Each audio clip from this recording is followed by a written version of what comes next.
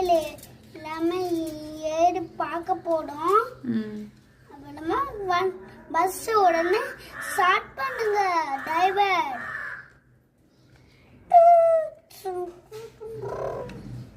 இப்போ உடனே பஸ் கிளம்புது. இப்போ என்னென்ன பார்க்கலாமா?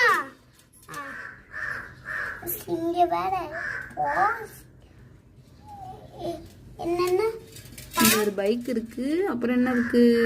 பைக் இருக்கு, எலிஃபண்ட் வந்து இருக்கு, அப்புறமா